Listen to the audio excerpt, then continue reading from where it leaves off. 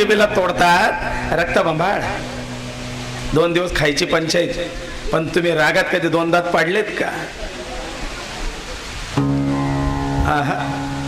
आणखीन त्याला खोबऱ्याचं तेल लाव, साय लाव, मध लाव.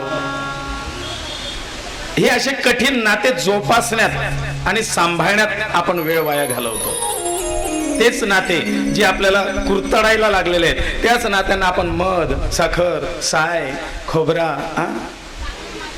कळत नाही की हेच दुसरा नाही येणार चावायला, आपलेच दात आपल्याला चावतात.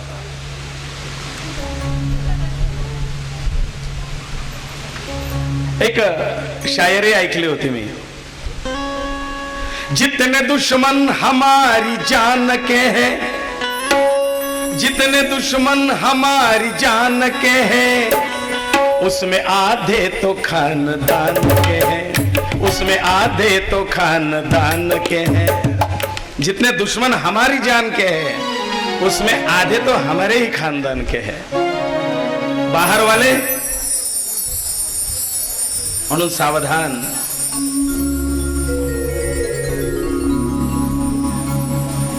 नारायण स्तुती सुमन उधळत आहेत. स्तुतीपासून फार जपून राहावं लागतं, त्याची सवय ठेवू नये.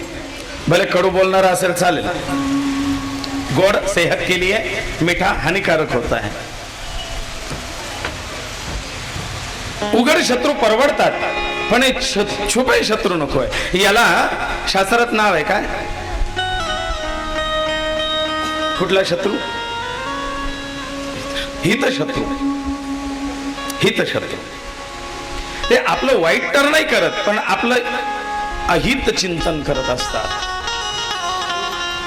आपल्या मार्गात विघ्न निर्माण करत असतात. मग नारायणांना ते मधुकैटभ सांगतात, हो आम्ही आहोतच बलवान, शक्तिशाली, सामर्थ्यवान, आमचं काय, तूच माग आमच्याकडे काय ते. नारायण म्हणतात हेच तर पाहिजे होतं.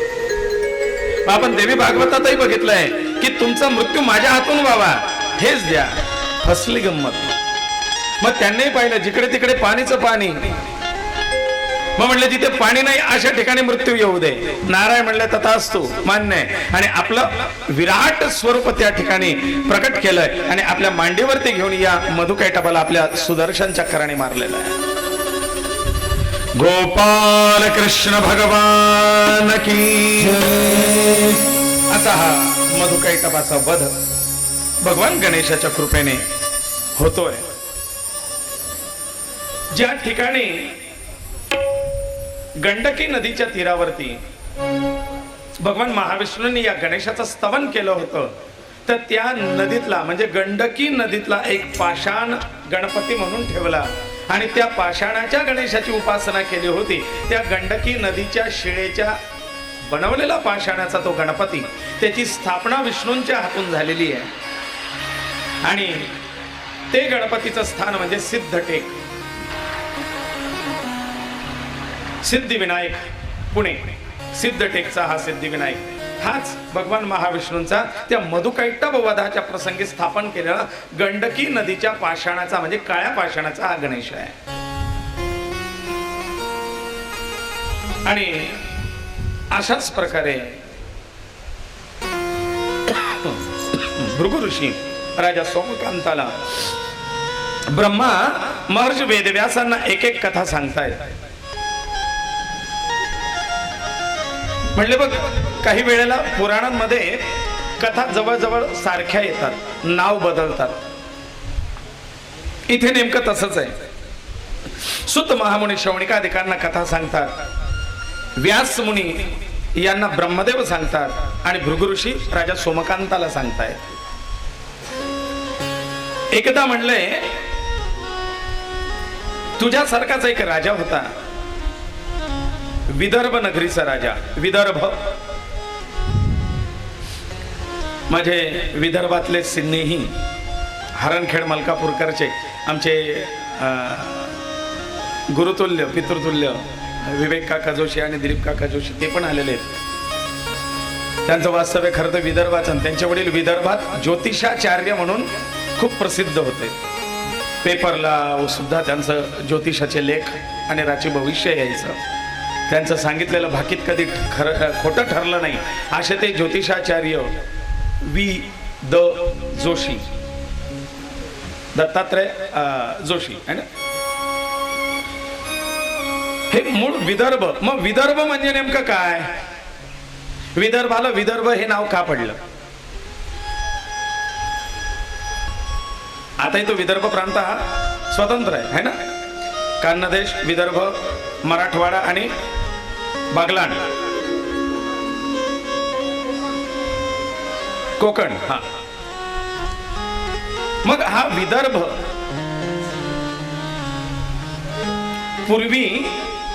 पूर्वीचं विदर्भ आणि आताचं विदर्भ याच्यात फार फरक आहे बरं का. दर्भ नावाची एक वनस्पती आहे जी आपण शास्त्रात श्राद्धाच्या वेळी आणि पूजेच्या वेळी वापरली जाते.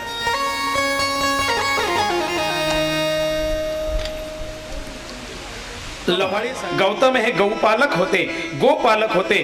गोवंशाची चांगले ज्ञान त्यांना होतं आणि म्हणून गोवंशाच्या प्रयोगाने, शेण आणि गोमूत्र याच्या प्रयोगाने त्यांनी ती भूमी ही विदर्भ करून टाकली. गौतमांची पत्नी नाव काय? अहिल्या. शास्त्रात तिला नाव आहे अहल्या. हल, हल म्हणजे काय? हल, नांगर. ज्या जमिनीत नांगर सुद्धा घुसत नव्हता, चालत नव्हता, ती अहिल्या. व्यवहारातली स्त्री सोडा, शास्त्रात आपण जे दुसरे अर्थ पाहतोय, गूढ अर्थ, ती अहिल्या म्हणजे कोणी स्त्री होती हा पौराणिक विषय. पण मूळचा विषय म्हणजे ती अहिल्या म्हणजे ती भूमी विदर्भाची. मग त्या अहिल्याच्या वडिलांना वाटलं ही माझी भूमी द्यावी कोणाला? नापीक जमीन कोण घेणार आहे हो? बखळ जमीन आहे ना, ही कोणाला विकावीन? काय भाव मिळणार आहे? आणि म्हणून ते तिच्यासाठी वर शोधत होते, पण तिला वर मिळेना. मग काय, शेवटी गौतम जो गायी पाळणार आहे, जो गोवंश सांभाळणार आहे आणि त्याचं ज्ञान त्याला आहे, म्हणून त्या गौतमाला सांगितलं माझी ही अहल्या, ज्याच्यात हल सुद्धा चालवता येत नाही, जिच्यात पीक घेता येत नाही, अशी जमीन मी तुम्हाला देऊ इच्छितो. गायी राखण्यासाठी तुम्ही तिचा वापर, गायींसाठी बखळ जागाच लागते ना, तिचा वापर करा. आणि गौतमांनी आपल्या गो विज्ञान टेक्नॉलॉजीनुसार ती जमीन पूर्ण विदर्भ करून टाकली आणि तिला सुपीक केलंय. आणि म्हणून असं म्हणतात की त्या अशा नापीक जमिनीमध्ये सुद्धा रामाने अहिल्याचा उद्धार केला. म्हणजे काय नुसता पाय लागला आणि दगडाची बाई झाली, या पौराणिक कथा बाजूला सोडा. राम हा कोण आहे? राजा आहे. आणि राजाने गौतमांच्या विनंतीनुसार, राजा आताचे राजे जातात दुष्काळी जमिनीचं पाहणी करायला, पण त्यावेळेला गौतमांनी रामाला सांगितलंय माझ्या आश्रमात म्हणजे माझ्या या जमिनीत या आणि ही जमीन कशी आहे बघा जरा. आणि त्या राजाने पाहणी करण्याकरता तिकडे गेलेत आणि राजाचं पाऊल त्या भूमीत पडलंय आणि राजाने सांगितलं की मी तुम्हाला लागेल ते सहकार्य पुरवतो, ही जमीन पुन्हा सुपीक करा. आणि त्या रामरायाचं ज्या दिवशी पदार्पण त्या भूमीत झालं तेव्हा गौतमांची टेक्नॉलॉजी, रामांचं सहकार्य, ती जमीन पुन्हा पीक घेण्याकरता सुपीक झाली. ती अहिल्या शिळा रामे उद्धरिली. हा त्याचा वैज्ञानिक दृष्टिकोन आहे. गणपती बाप्पा मंगलमूर्ती. ते विदर्भ. पण आज पुन्हा त्या विदर्भावरती गायी नसल्यामुळे दुष्काळाची आणि पाऊस न पडण्याचे शेवटी तक्रारी यायला लागल्या, कारण मूळ तत्व पुन्हा. मग अशा या विदर्भ नगरीमध्ये फक्त मला एवढं विदर्भ करता इतकं जावं लागलं बरं. पण काकांच्या हरणखेडला फिरून आलो, तो एक आनंद मिळाला. मग या विदर्भ नगरीचा एक राजा होता भीम. भीम राजाची पत्नी चारुहासिनी. कोणी भीम म्हणतं, कोणी भीमक म्हणतं. भीमक. मग हा भीमक राजा म्हणजेच रुक्मिणीचा पिता. याच वंशामध्ये 2-3 भीमक सांगितलेले आहेत. मग हा भीमक, त्यांची पत्नी चारुहासिनी आणि धर्मशील राजा आहे. परंतु दुःख तेच, जिथे पैसा असला तिथे, जिथे आनंद आहे तिथे गोविंद नाही, आणि जिथे गोविंद आहे तिथे संपत्ती आहे पण त्याचा उपभोग घेणारी संतती नव्हती, आणि म्हणून राजा दुःखी असायचा. एकदा राजा आपल्या कुलपुरोहित विश्वामित्र यांच्या आश्रमात गेलेत. विश्वामित्रांना शरण गेलेत. गुरुदेव, काहीतरी उपाय द्या, राजवंश पुढे चालला पाहिजे. विश्वामित्रांनी या भीमकाला गणेशोपासना दिलेली आहे. गणेश उपासना, आणि तेवढ्याच तन्मयतेने गणेश व्रत हा राजा करू लागला. श्रद्धा आहे, गणेश याग करतोय, गणेश उपासना करतोय, नामजप करतोय, नाम मंत्र करतोय.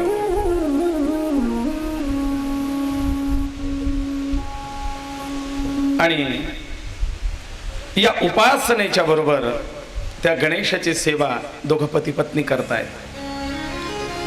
गरज असते त्यावेळेला सगळे बरोबर त्या देवतेला शरण येतात. मंगलमूर्ते विघ्नहरा दुरितनाशना कृपा करा. मंगलमूर्ते विघ्नहरा दुरितनाशना कृपा करा. मंगलमूर्ते विघ्नहरा दुरितनाशना कृपा करा.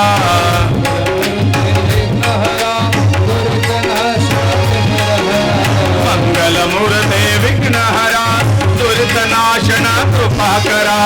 मंगलमूर्ते विघ्नहरा दुरितनाशना कृपा करा. मंगलमूर्ते विघ्नहरा दुरितनाशना कृपा करा. मंगलमूर्ते विघ्नहरा दुरितनाशना कृपा करा.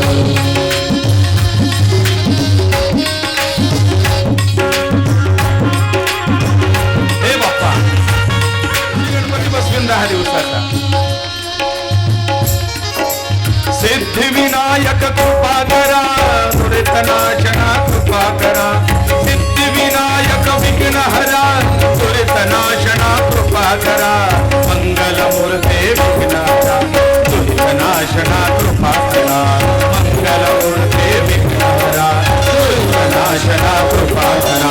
मंगलमूर्ते विघ्नहरा दुरितनाशना कृपा करा. मंगलमूर्ते विघ्नहरा दुरितनाशना कृपा करा.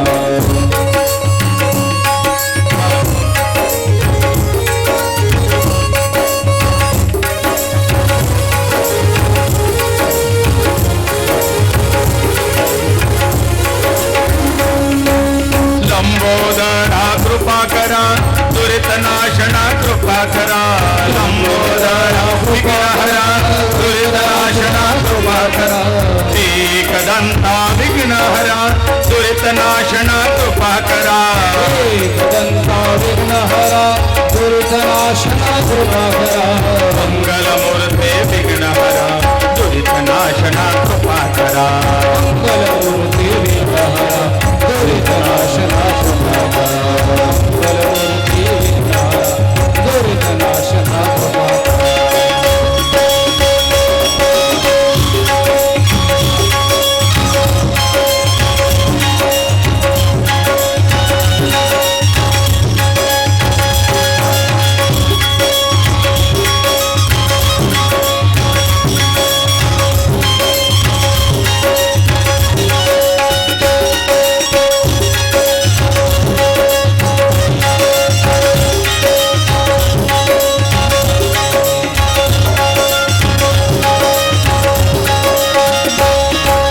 गजानना गजानना दुरितनाशना कृपा करा.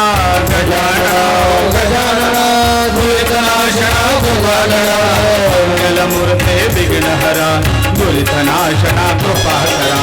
मंगलमूर्ते विघ्नहरा दुरितनाशना कृपा करा. मंगलमूर्ते विघ्नहरा दुरितनाशना कृपा करा.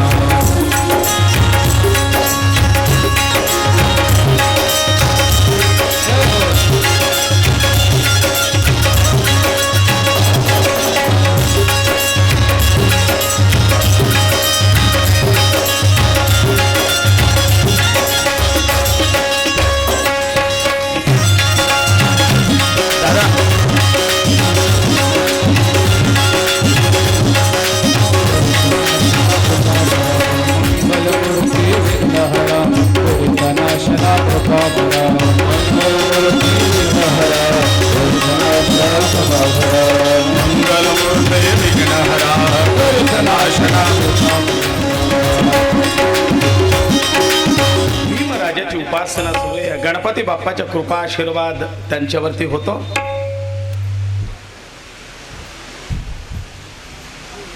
विश्वामित्रांच्या कृपा आशीर्वादाने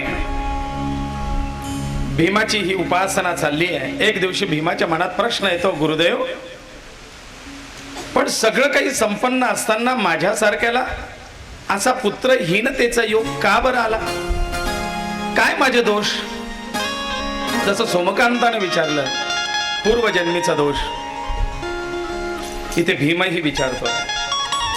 विश्वामित्र सांगतात, भीमा ऐक, आजपासून म्हणजे तुझ्यापासून तुझ्या पिढीत 7 पिढ्या मागे तुझ्याच नावाचा एक पुरुष होऊन गेलेला आहे, भीम नावाचा व्यक्ती. 7व्या पिढीला, आणि 7व्या पिढीला DNA येतात बरं का. आपल्यातले जीन्स, आपल्यातल्या कला, आपल्यातले गुण, आपल्यातले अवगुण, आपल्यातलं व्यंग, आपल्यातले रोग हे पुन्हा 7व्या पिढीला येतं असं म्हटलेलं आहे. सेम तसा चेहरा, तशी प्रकृती, तशी वृत्ती, तसं वागणं, तसं बोलणं, तसा आवाज हे पुढच्या पिढीत त्या जीन्सद्वारा येतात. आणि हाच भीम नावाचा एक व्यक्ती 7व्या पिढीला होऊन गेलेला आहे. विश्वामित्र या भीमाला त्या भीमाची कथा सांगतात. भीमा, आजपासून 7व्या पिढीला भीम नावाचा तुझा पूर्वज होऊन गेला. त्याच्या पत्नीचं नाव होतं कमल. कमल यांना उशिराने एक पुत्र झाला. आधी तर होत नव्हता. त्यांनी एक व्रत केलेलं होतं आणि त्या व्रताच्या उपासनेच्या आतून भगवत कृपेने त्यांना एक पुत्र प्राप्ती झाली. पण हा पुत्र जन्मतःच मुख बधिर, कुबडा आणि शरीराने व्यंग होता. राजाला फार दुःख झालं. संतती होत नव्हती तोपर्यंत राजा त्या राणीला म्हणजे कमलेला सांत्वन द्यायचा, असू दे ना, जगात का आपणच एकटे आहोत का, आपल्याला मुलबाळ नाही, असे भरपूर आहेत, होत असतं, काही गरज नाही, देवाने आपल्याला भजन पूजनासाठी केलं असेल असं. परंतु आता मुलबाळ झालं पण ते व्यंग झालं तर तो राजा त्या कमलेलाच दोष देऊ लागला. आधी तर दवा, डॉक्टर, दवाखाना, हकीम, वैद्य खूप सारे केलेत, पण राजाचे सगळे उपाय थकलेत. त्या बाळाला गुण येत नाही, पण त्याचा रोग वाढत चाललाय. हे पाहिल्यानंतर याच्यावरती फार खर्च करून उपयोग नाही असं म्हणून त्या भीमाने आपली पत्नी म्हणजे कमला आणि तो मुलगा, त्याचं नाव ठेवलं होतं दक्ष, या दोघांना राज्याच्या बाहेर हाकलून दिलं, परित्याग करून टाकला. हा रोगट पुत्रही नको आणि त्या रोगट मुलाची आई ती पण नको. तुझ्यामुळे हे सगळे माझं नामुष्की झाली बा. माय लेक दोघं वनामध्ये भटकू लागलेत. त्या अपंग अशा बाळाला घेऊन ती वनात इकडून तिकडे तिकडून तिकडे कुठेतरी आश्रय मिळतो का, सहारा मिळतो का हे शोधत होते. आणि वनामध्ये एका गावाच्या बाहेर एक मंदिर होतं, थोडं जीर्ण अवस्थेत. त्या मंदिरात ते राहू लागले. जसं आपल्या इथे पाटणा देवीच्या मार्गात देवीला जाण्याच्या आधी एक हेमाळपंथी मंदिर आहे महादेवाचं, तसं एक मंदिर एकांतात होतं. या मंदिरात हे दोघं मायलेकर राहू लागलेत. देवाजवळ येईल ते काहीतरी नैवेद्य प्रसादाचं खाऊन किंवा मग फळ कंदमुळं तोडून आणायचे, ते खायचे, त्याला खाऊ घालायचे. असा यांचा नित्यक्रम चालत असताना त्या मंदिरामध्ये एक दिवस एक महात्मा दर्शनासाठी आला, पूजनासाठी आला. हा दक्ष झोपलेला आहे आणि आई काहीतरी फळ कंदमुळ आणायला वनात गेलेली आहे. आणि अशा अवस्थेत हा सत्पुरुष त्या ठिकाणी आला. आणि कोणी सत्पुरुष आपल्या अवतीभोवती आल्यानंतर आपल्यात एक वेगळी ऊर्जा, चैतन्य येतं. त्याच्या सद्गुणांचा जणू काही एक प्रभाव असतो की आपल्याला आकर्षित करतो.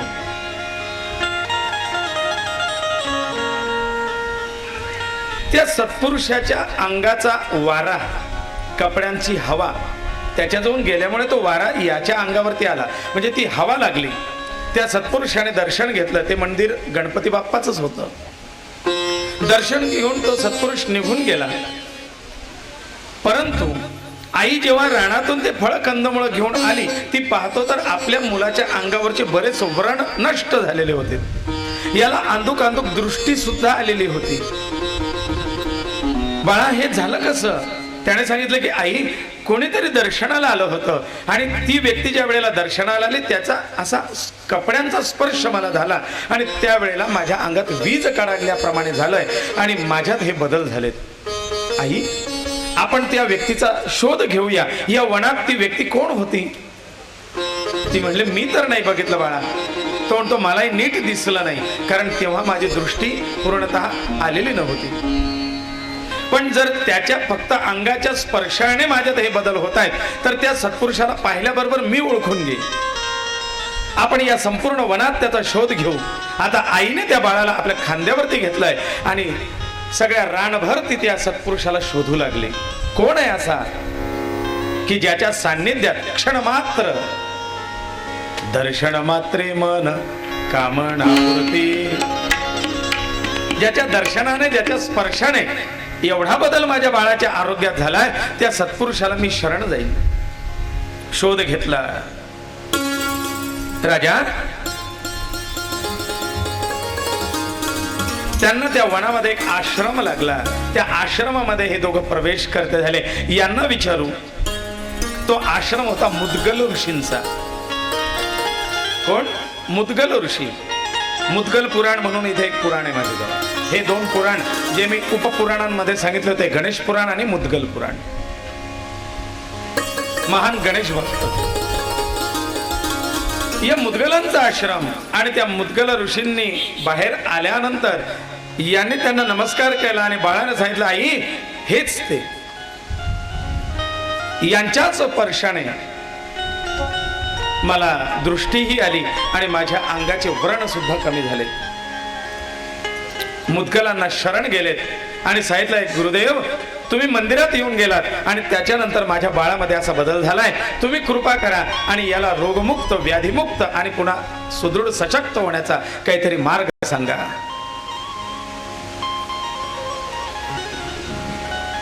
मुद्गल त्याला ओंकाराचा जप देतात.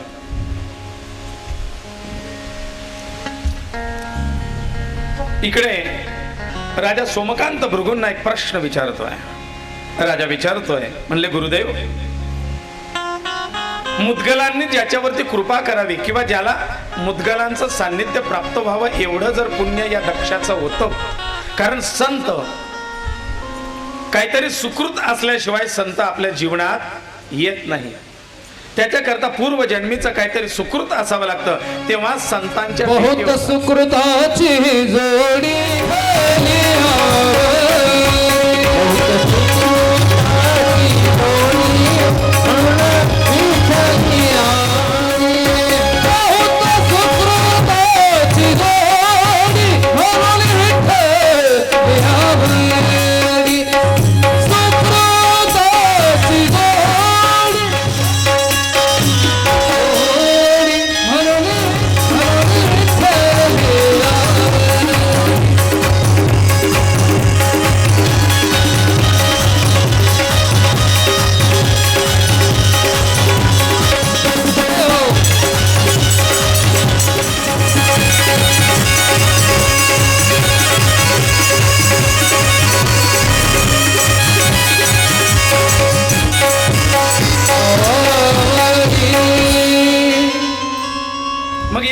असं काय सुकृत किंवा जर एवढा हा संतांनी भेट द्यावी, मुद्गलांनी कृपा करावी, एवढं जर पुण्य त्याचं होतं, तर हा रोगट जन्मालाच कसा? काय त्याचं पूर्वकृत्य, काय पाप?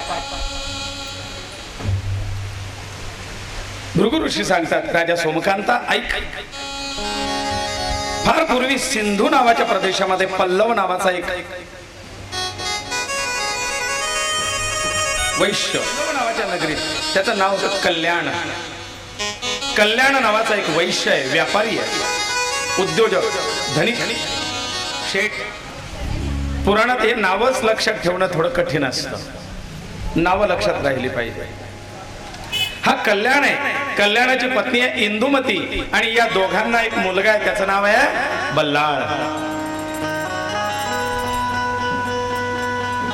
बल्लाळ हा सात्विक प्रवृत्तीचा, लहानपणापासूनच, अगदी बालपणापासूनच याला बालपणीच गणेश भक्तीची आवड. बल्लाळ खेळायला गेला तर इतर मुलांप्रमाणे विट्टी दांडू, गोट्या भोवऱ्या, हुतुतू, सुरपारंब्या हे खेळ खेळत नव्हता. तर बल्लाळाचा खेळ काय असायचा, काहीतरी एक दगड उचलायचा, तो दगड ठेवायचा, मातीनेच गुलाल म्हणून ते गणपती बाप्पाची पूजा करायची. मातीच्याच अक्षदा व्हायच्या, मिळाले तर फुलं त्या दगडावरती व्हायची. नाना सुगंधी पुष्पाणी यथा कालोद्भवानीच पुष्पांजलिर्मया दत्तम गृहाण गणनायक. फुलं व्हायचे, दुर्वा आणायच्या, दुर्वा व्हायच्या, असले फळ त्याचा नैवेद्य दाखवायचा, किंवा मातीचाच मोदक करायचा आणि तोच मातीचा मोदक गणपती बाप्पाला त्याचा नैवेद्य दाखवायचा. खेळ खेळायचा. आपलेही मुलं खेळतात, पण खेळात सुद्धा संसारच खेळतात. भांडेकुंडे त्यांच्या खेळण्यात सुद्धा संसार, स्वप्नात सुद्धा संसार, आणि जीवनात सुद्धा संसार. या बल्लाळाच्या खेळण्यात सुद्धा ईश्वर भक्ती होती. आता अर्थातच लहानांची ईश्वर भक्ती आहे, तर लहानांची ईश्वर भक्ती लहानांसारखीच असणार आहे. त्याच्यात मोठेपण निरागस गणेशाची उपासना आहे. छोटे छोटे मुलं सगळे जमा करायचे, ते आरतीचं ताट आणि त्या गणपती बाप्पाचं आरती करायची, सगळ्यांना प्रसाद द्यायचा. गणपती बाप्पा मोरया, मंगलमूर्ती मोरया, जयघोष करायचा. असा छोटासा गणपती घेऊन बल्लाळ त्या गणेशाची उपासना करतोय. छोटा बल्लाळ आहे आणि छोटा गणपती आहे. छोटी छोटी गैया छोटो सो मेरो मदन गोपाल. जसं तो कृष्ण छोटा, तर त्याचे सवंगडी सुद्धा छोटे, त्याच्या गायी सुद्धा छोट्या आहे ना. तसं इथे बल्लाळ छोटा, त्याचे सवंगडी छोटे, आणि त्याचा गणपती बाप्पा सुद्धा छोटा. आणि देवाजवळ छोटच व्हावं बरं का. आज नेमकं असं आहे, काय घड्याळात बिघाड झाला का काय काय माहिती, पण इतक्याच 5:45 वाजून गेलेत, आणि माझं पहिलंच पान चालू आहे, आणि 16 पानं सांगायचे तुम्हाला. काय करावं.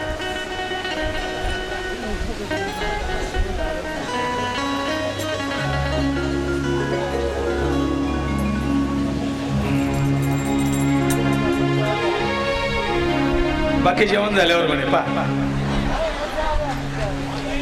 ऑनलाईन. मग एक प्रसंग सांगतो. देवाजवळ छोटेपणाने राहावं, देवाशी छोट बनून वागावं, त्याच्यात आनंद वेगळा आहे. मोठेपणा त्याला आवडत नाही, छोटेपणा. हीच मंडळी साक्षीदार आहे हरणखेडकर, आमचे दिलीप काका, विवेक काका यांच्या सोबत पुण्याला एकदा कार्यक्रमाला जाण्याचा प्रसंग आला. पुण्याला कार्यक्रमाला जायचं होतं. रात्र थोडासा 7, 7:30, 8ची वेळ. पुण्याच्या अलीकडे एक गणपती आहे रांजणगावचा. रांजणगावच्या गणेशाला काकाने सांगितलं आपलीच 4 व्हीलर. म्हणले गुरुजी आपण थांबूया, अष्टविनायकाचा आहे गणपती बाप्पा आहे, दर्शन घेऊ, आरतीची वेळ आहे, आरतीला थांबू, प्रसाद घेऊ आणि मग पुढे जाऊ. उत्तम. आणि माझा आवडीचा विषयच गणपती आहे, म्हणजे आराध्य. आमच्या घरी दत्त आणि गणपती यांचे नेहमी युद्ध होत असतात, कारण ते डिपार्टमेंट दत्तांचं आणि हे डिपार्टमेंट गणपती बाप्पाचं. आणि मी ह्या गणेशाचं, गणेश पुराणाचे ज्या वेळेला माझं वाचन चालू झालं, त्याच्यात नेमका मला मुद्दा सापडला की दत्तांनी पण गणपतीची उपासना केलेली. तेव्हापासून तर चिमटे घ्यायला सुरुवात केली मी. मग गुरुजी आपण गणपती मंदिरात थांबूया आणि आरतीला थांबू, प्रसाद घेऊन पुढे जाऊ. गेलो आम्ही. गणपती बाप्पाचा नमस्कार केला, प्रसाद घेतला. कोणीतरी निरोप दिला. आम्ही गणवेशात ड्रेस आणि ऑन युनिफॉर्म ते मध्ये असलं की फायदा असतो आमचा. तिथे पटकन कोणीतरी सांगितलं सगळे ब्राह्मण मंडळी दिसते, म्हणले या भोजन प्रसाद चालू आहे, बंद व्हायला येईल, जेवण करून घ्या, पटकन प्रसाद घ्या. अण्णानं म्हटलं आता घरी फोन करा तिकडे, आम्ही इकडूनच प्रसाद घेऊन येतो बा. तिकडचा स्वयंपाक कॅन्सल करून दिला. भोजन हॉलमध्ये गेलो. पाची ब्राह्मण आमचे सारथी सगळे आम्ही जेवणाला बसलो. आणि जेवणाला काय आलो? साधा भात. ते म्हणले वरण संपून गेलं. मसाले भात होता तो संपून गेला. साधा भात, मग त्याच्यावर आम्ही गणित तेल तिखट मीठ देतो, तेवढं खाऊन घ्या. आता प्रसादाला नाही म्हणू, भात खाल्ला ना तसाच भात खाल्ला. निघायची वेळ. काकान ते अंगणात पुढे गेले. काकांना म्हटलं थांबा थोडं, मला मंदिरात जायचं. म्हणजे गुरुजी दर्शन घेतलं, आपण प्रसाद घेतला. म्हटलं नाही, आता तक्रारीला जायचं. त्यांना म्हटलं काय प्रकार आहे काय नाही. तेही आले मागून. त्यांना म्हटलं तुम्ही ऐका. त्याला म्हटलं बाप्पा चांगला न्याय आहे ना तुझा. एक नाही, दोन नाही, आज मी 40 वर्षाचा झालो. निदान 10 वर्षापासून तरी तुझा मला कळत नव्हतं. लोकांचे बुडवलेले गणपती घरी आणून आणून बसवत होतो. नाही आईने मोदक करून दिले तर लेमन गोळ्या, आसमान ताराच्या गोळ्या आणून तुझा प्रसाद देत होतो. तेव्हापासून 10 दिवस तुला बसवतो. रोज वेगवेगळे नैवेद्य देतो. कधी खिरापत खाऊ घाल, कधी तुला खडीसाखर खाऊ घाल, कधी लेमनच्या गोळ्या, कधी चॉकलेट, कधी मोदक, कधी लाडू, कधी पेढा. 10 दिवसाचे वेगवेगळे नैवेद्य आमच्या घरी येऊन शेपालतो. आणि तुझ्या घरी आल्यावर असा भात खाऊ घालतो. तू यंदा आमच्या घरी ये, तुला नाही रोज कोरडा भात दिला तर काय म्हणतो. हसू यायचं आणि वाटायचं याच्याशी असं भांडलं पाहिजे ना. तेव्हा तर त्याला कळेल.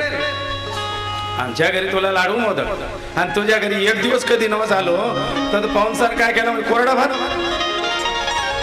हा नाही तुझं चांगलं नाही. तो प्रसंग आमच्या आठवणीत राहून गेला. बल्लाळ छोटा आहे, बाप्पा छोटा आहे, मुलं छोटे, भावही छोटा आहे. बल्लाळ त्या छोट्या गणेशाची उपासना करतो. कसा आहे त्याचा गणपती? गोरा गोरा पण सुपासारखे कान, गोरा गोरा पण सुपासारखे कान, गणपती आमचा दिसतो छान, गणपती आमचा दिसतो छान. गोरा गोरा पान सुपासारखे कान, गोरा गोरा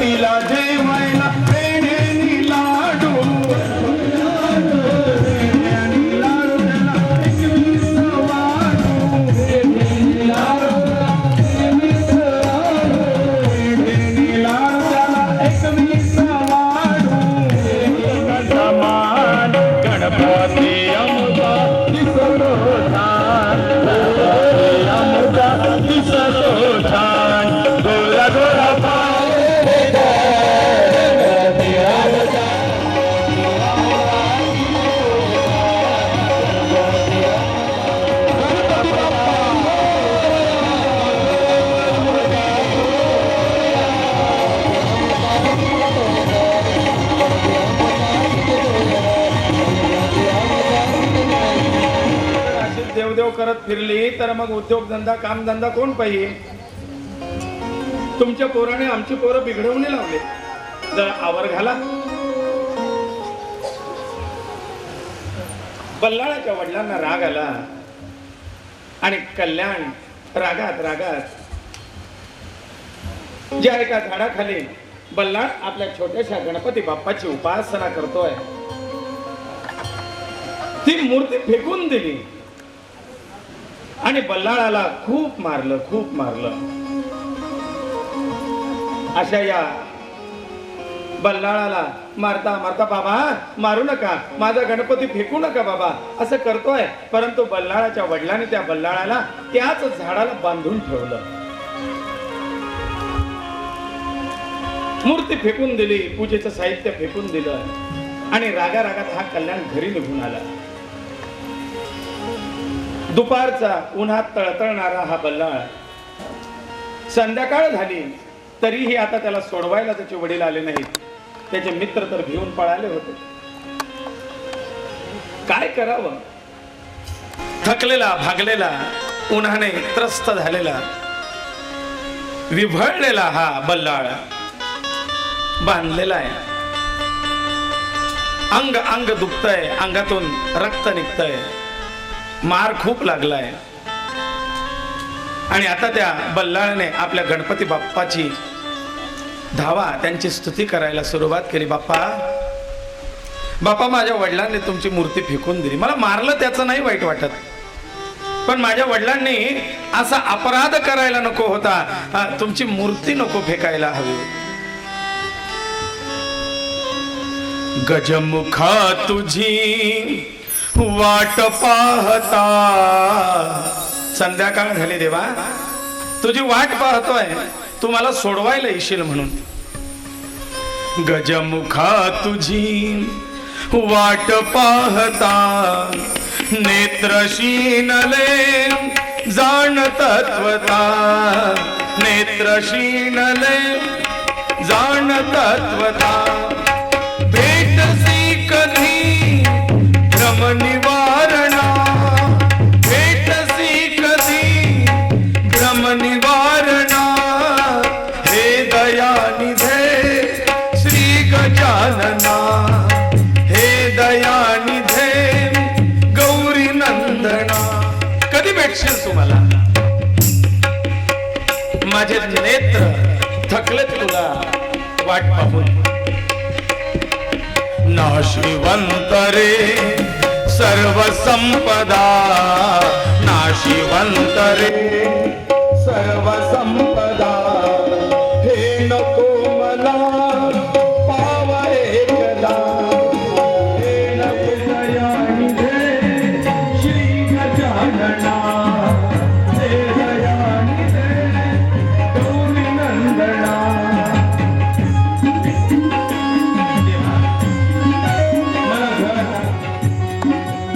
संपदा नाशिवंत आहे, मला फक्त तुझ्या कृपेचा हात पाहिजे. कृपा कर गणपती राया. आणि सांगू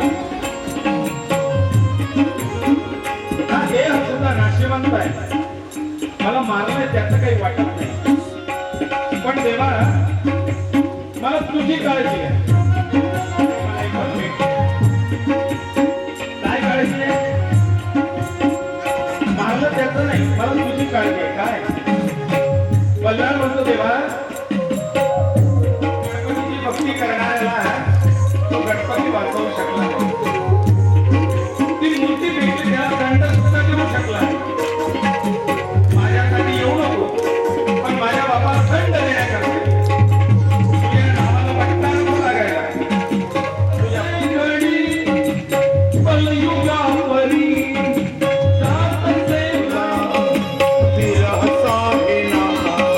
स्वामी आवला विरह साहिना.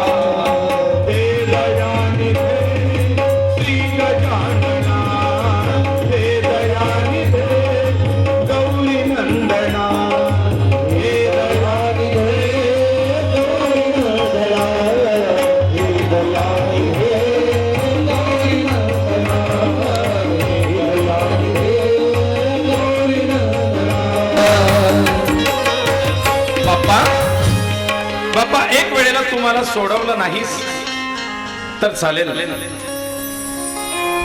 लोक विश्वास ठेवणार नाही, परंतु तुझ्या भक्तीत विघ्न आणणाऱ्याला दंड मिळाला पाहिजे. असे का ना माझा पिता, पण असला पिता काय कामाचा, तो हिरण्यकश्यपू जो प्रल्हादाच्या भक्तीत आड येतोय. हा दुसरा हिरण्यकश्यपूचाच अवतार म्हणावा माझा पिता. बाप्पा बाप्पा माझ्या पित्याला रोग होऊ दे, अंग अंग झडू दे त्याचं. बल्लाळाला फार राग आलाय आपल्या आराध्याच्या उपासनेत विघ्न आणल्यामुळे. देवा त्याला दुःख येऊ दे, त्याला दारिद्र्य येऊ दे, त्याला रोग येऊ दे, बस त्याला याची जाणीव झाली पाहिजे की मी देवाच्या उपासनेत विघ्न आणल्याचं काय फळ आहे. राजा कोण सांगताय? भृगु सोमकांताला सांगताय, राजा ऐक, हा बल्लाळाचा पिता कल्याण तोच हा दक्ष आहे जो रोगट झालेला आहे. त्या कल्याणाचा हा अवतार आहे आणि त्या ईश्वर भक्तीत व्यत्यय आणल्यामुळे, ती मूर्ती फेकल्यामुळे याच्या अंगाला रोग आलेला आहे, भद पडलेले. हा ते पाप भोगतोय आणि त्याची त्या जन्मातली पत्नी बल्लाळाची आई या जन्मी त्याची आई झाली आहे. ती आई त्याला खांद्यावर घेऊन फिरते ना पाठगोळी, ती आई पूर्वजन्मी म्हणजे त्यावेळेची त्याची पत्नी होती. ती आपल्या मुलाप्रमाणे म्हणजे त्या जन्मीच्या पित्याला या जन्मी मुलाप्रमाणे सांभाळते. हे दुःख तिच्याही वाट्याला आलेलं आहे, कारण पतीचं पाप हे तिलाही भोगावं लागतंय. मग याच्यावरती म्हणले हो, त्यावेळेला आई त्या ठिकाणी आली, बल्लाळाला सोडवलं आणि बल्लाळाला सोडून क्षमा याचना करते, बाळा बाळा तुला फार त्रास झाला. पण तो बाळ म्हणतो आई जाऊ दे, त्रास तर त्याला होणार आहे माझ्या पित्याला. ती म्हणली अरे बाळा कितीही असलं तरी तो तिचा पिता आहे असं बोलू नये. आई ज्या वेळेला तो माझा पिता या गणपतीच्या चरणी लागेल त्याच वेळेला त्याला या शापातून मुक्ती मिळेल, अन्यथा हा दरदरून निघालेला शाप, ती वाणी, ते दुःख, तो तळतळा हा त्याला भोगावाच लागेल. माझा नाही पण गणपतीचा हा शाप भोगावा लागेल.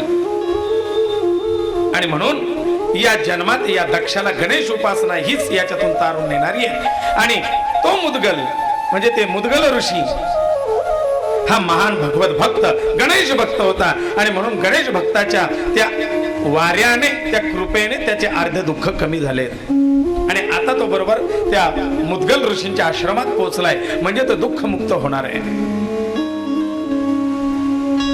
मुखम करोति वाचालम पंगुम लंघयते गिरिम यत्कृपा तमहं वंदे परमानंद माधवम.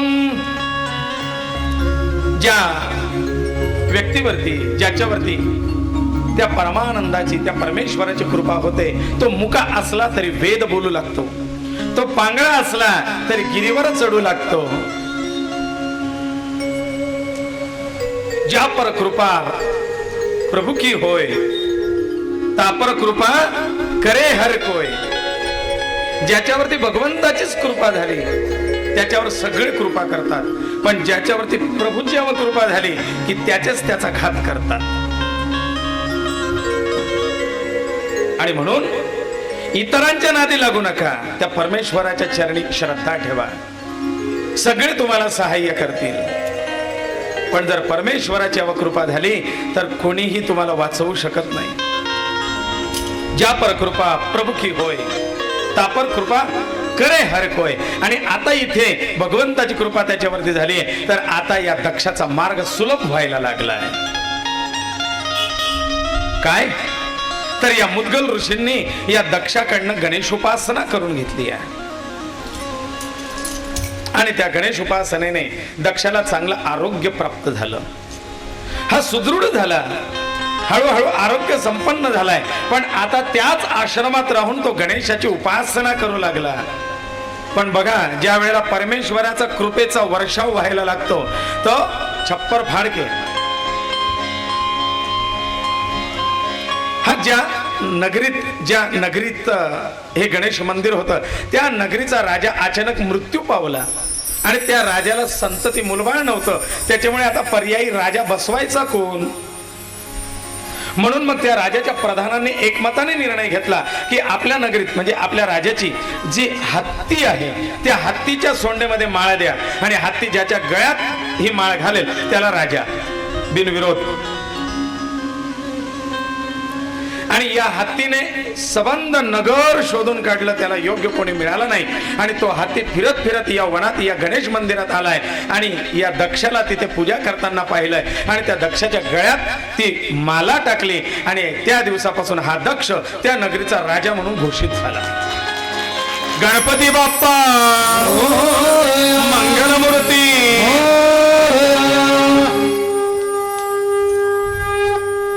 आईलाही आनंद झाला. ही वार्ता याच्या पित्याकडे गेली. तो भीमक आला त्याला घ्यायला, पण दक्षाने नकार दिला. बाबा, माझ्या वाईट काळात तुम्ही मला साथ दिली नाही, आम्हाला घराबाहेर काढून दिलं. आता मला तुमचं राज्य नको, तुमचं वैभव नको, तुमची संपत्ती नको, काहीही नको. मला माझ्या बाप्पाने सगळं दिलंय.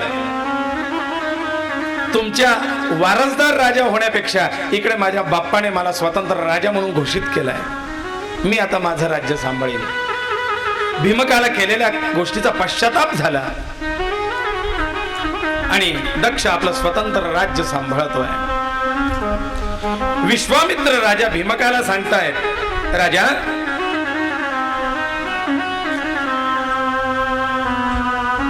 इकडे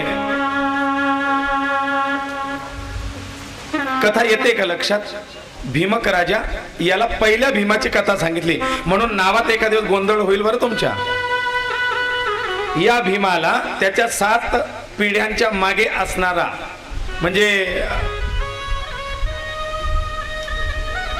पहिला बाजीराव, दुसरा बाजीराव असे जे नावं होते ना आपल्या इतिहासात पण येतात है ना, तसं हा पहिला भीमक आणि हा दुसरा भीमक, या दोघांच्या कथा चाललाय, त्याच्यामुळे एखादा गोंधळ होऊ शकतो.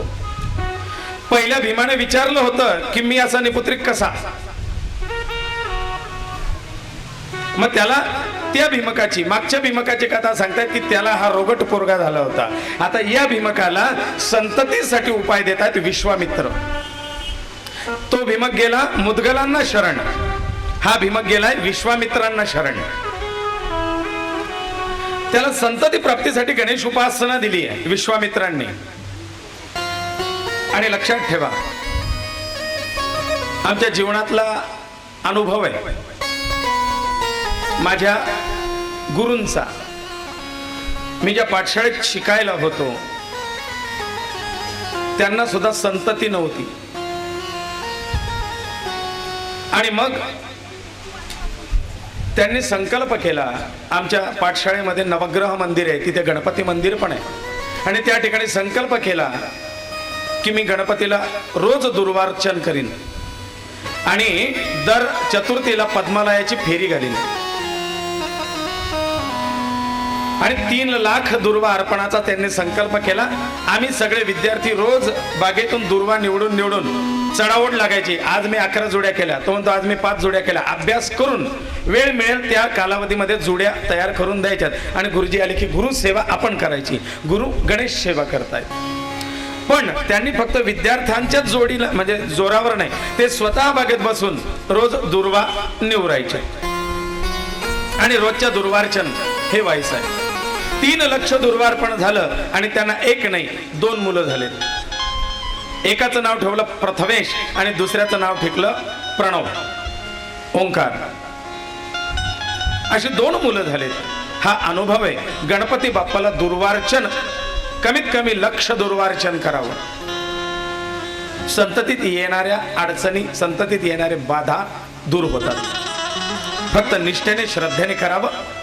ओम गंग गणपताय नमः, श्री गजानन जय गजानन कुठलाही असो, श्री गणेशाय नमः म्हणून जरी वाहिली तरी चालेल. 3 लक्ष, कमीत कमी 1 लक्ष दुर्वार्पण. इकडे राजाला